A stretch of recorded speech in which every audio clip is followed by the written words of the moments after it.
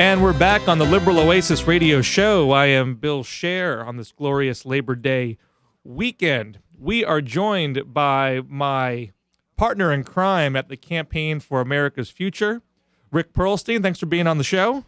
Our only crime is the truth, brother. I need to give the requisite disclaimer that my opinions on the show are mine and mine alone, not those of the campaign. I don't know if you need to do the same. Let's go for it. Mine are mine and mine alone. All right.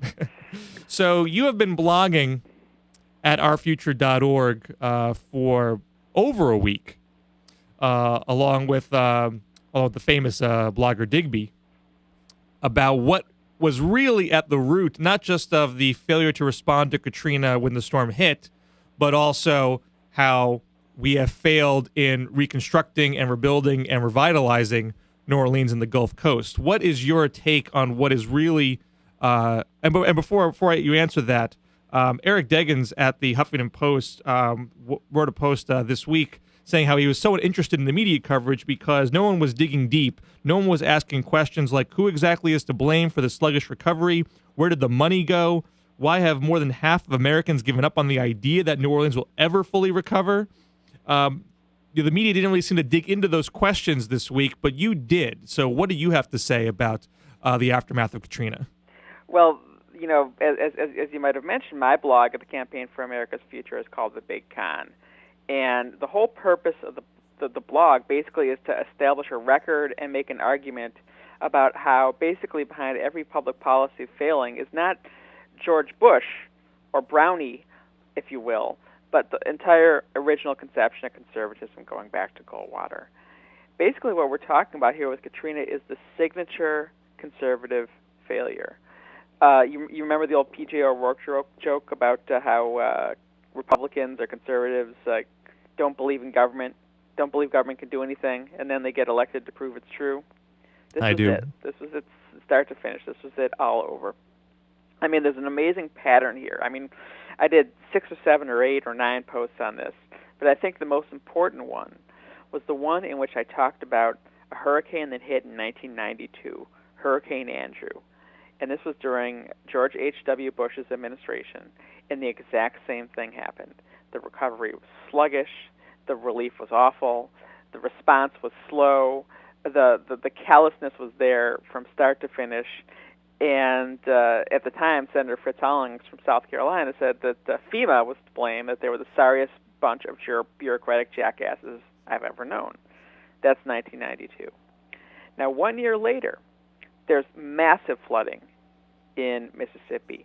A year after that, there's a massive earthquake in Northridge, California, basically one of the worst natural disasters of that time, a $27 billion natural disaster. This is during the Clinton administration. And that's right. And you're calling my shot, man.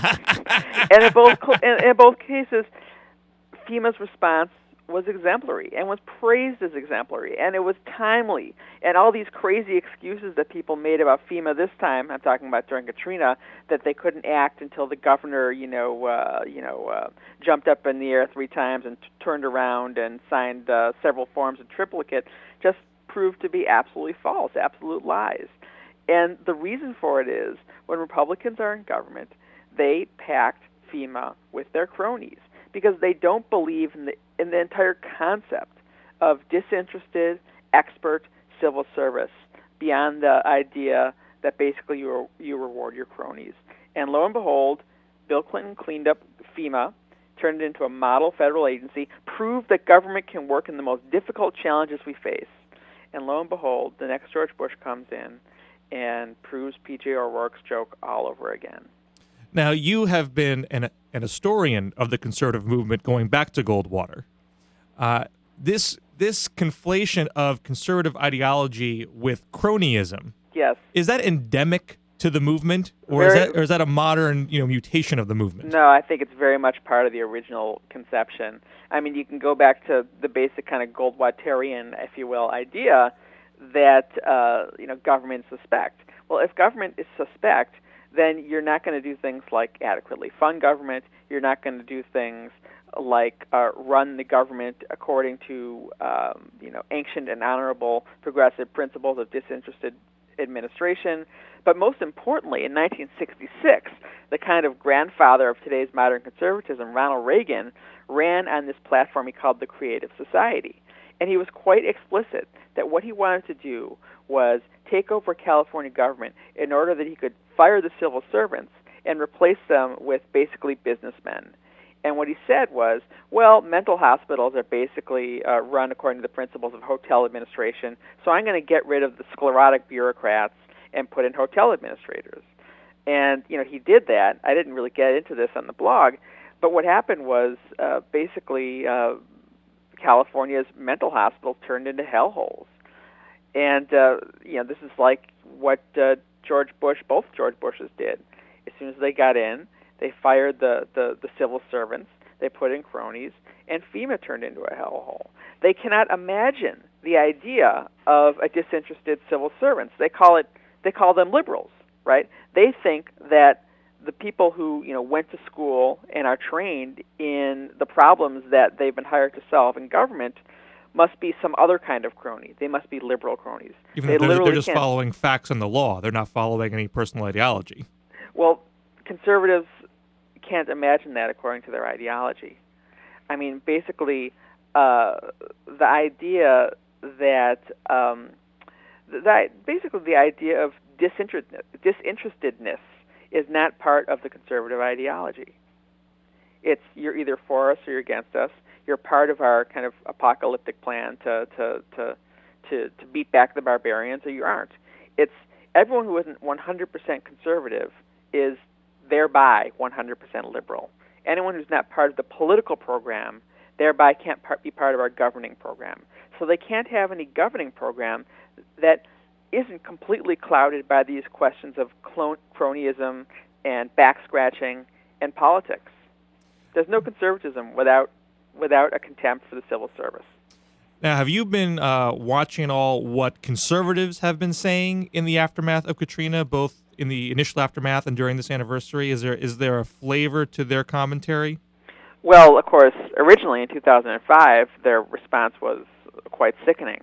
I mean, a bunch of conservative ideologues at places like the Heritage Foundation and the Hoover Institute called it, quote-unquote, a golden opportunity. They said Bush could basically ram through things like, massive tax holidays, repealing labor standards like Davis-Bacon, which require prevailing wage payments in federal contracts. I'm most fascinated by this idea that Jack Kemp had that President Bush could use it as an excuse to repeal the Jones Act. Have you ever heard of the Jones Act? I've not heard of the Jones Act. It's a very obscure thing, but it's an incredibly sensible piece of public policy. It's basically the law that requires ship owners to pay for their crew's medical care if they're injured or are sickened on board an ocean-going voyage. What's amazing is that despite this massive hatred for government, they get down to the weeds of it very regularly. Meaning? I mean, they find these obscure pieces of legislation and zero in on them. Like they know their statute. Absolutely, yeah. I mean, they know the enemy. I mean, a big part of the sort of intellectual quote-unquote activity of conservative think tanks, it's getting deep down in the weeds and figuring out stuff to cut. I mean, they know what they're doing.